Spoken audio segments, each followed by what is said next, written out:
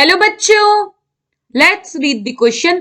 The correct increasing order of adjacent bond angle among BF3, PF3 and ClF3। Option A, option B, option C and option D. So question में क्या पूछा गया है, हमारे पास ये तीन कंपाउंड है BF3, PF3 और ClF3। हमें इनका इंक्रीजिंग ऑर्डर बताना है एडजेसेंट बॉन्ड एंगल्स का।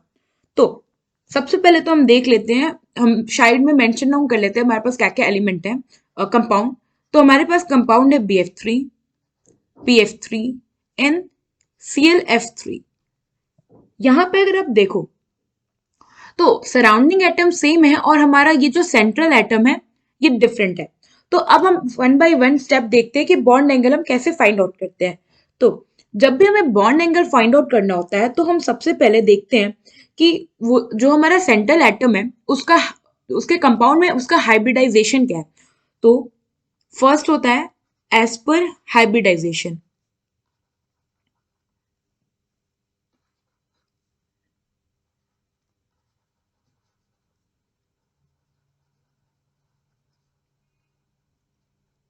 सो हाइब्रिडाइजेशन का बॉन्ड एंगल से क्या रिलेशन है, जो अपना कंपाउंड जो अपना सेंट्रल एटम है sp हो सकता है, sp2 या फिर sp3।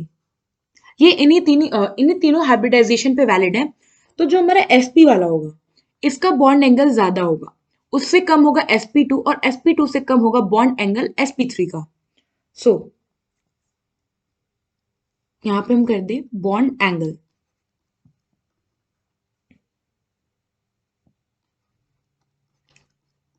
और अगर sp होगा इसका मतलब वो लीनियर है, तो एंगल कितना होगा 180 डिग्री। sp2 में क्या होगा, जो अपना एंगल होगा वो क्या होगा, अगर sp2 देखो तो ये क्या होता है, नॉर्मली ये होगा अपना कुछ ट्राइगोनल प्लेनर स्ट्रक्चर। तो आप कह सकते हो कि जो बॉन्ड एंगल होगा वो होगा 120 डिग्री।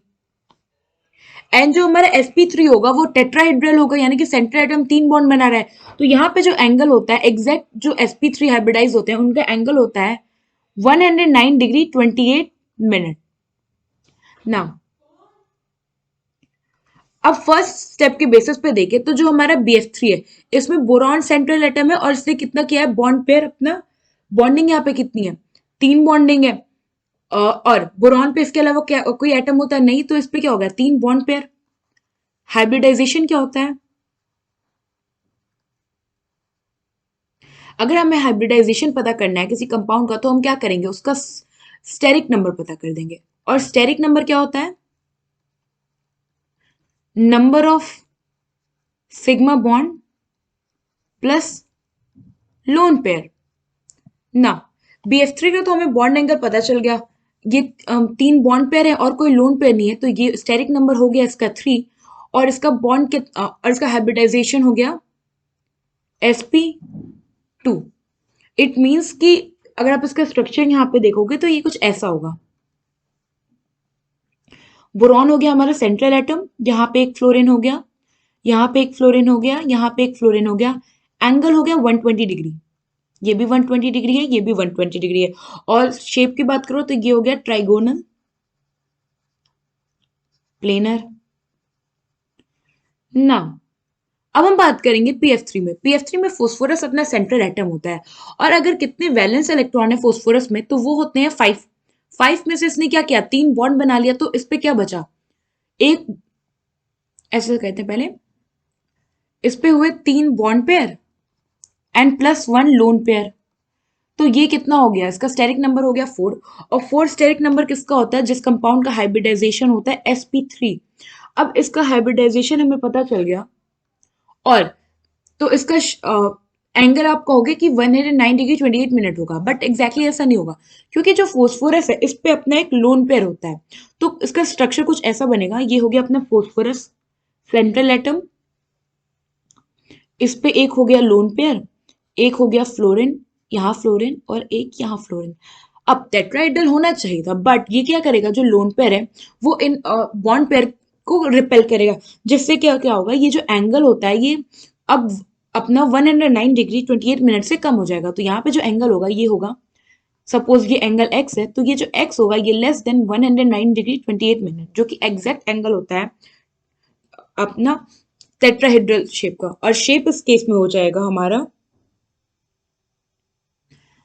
नाउ।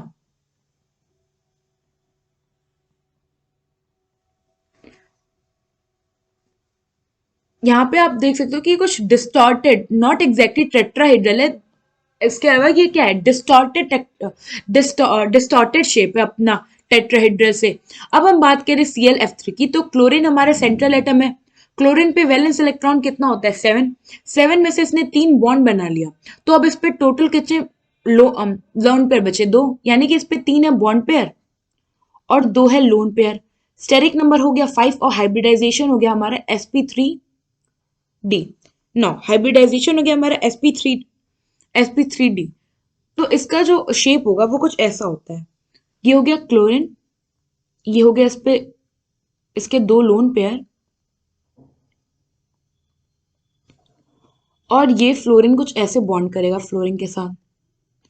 इसका जो एंगल होता है, सपोज ये हमारा वाई एंगल है, ये जो वाई होता है ये होता है अपना लेस देन 90 डिग्री, 90 डिग्री से भी कम। और इसके शेप की बात करें तो ये होता है डिस्टॉर्टेड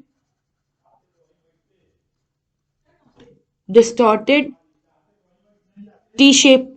अब हम इनके बॉन्ड एंगल की बात करें तो अब बॉन्ड एंगल का जो सीक्वेंस हो जाएगा वो क्या होगा, सबसे पहले हमारा जो BF3 होगा उसमें ईच एंगल क्या है, 120 डिग्री, तो बॉन्ड एंगल BF3 का सबसे ज्यादा है।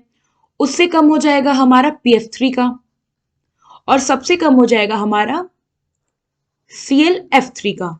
सो ये हो गया हमारा बॉन्ड एंगल का करेक्ट ऑर्डर। सो यहाँ पे जो हमारा करेक्ट ऑप्शन होगा वो ऑप्शन क्या होगा कि BF3 सबसे ज्यादा है, then PF3 and then CL3। तो फर्स्ट ऑप्शन इनकरेक्ट हो गया क्योंकि इसमें ClF3 सबसे ज्यादा है। सेकंड भी ऑप्शन गलत हो गया। थर्ड अगर आप देखें तो BF3 है, फिर PF3 है, फिर ClF3 है। ठीक है, ये करेक्ट है। एंड डी भी इनकरेक्ट हो गया क्योंकि सारे इक्वल दे रहा है।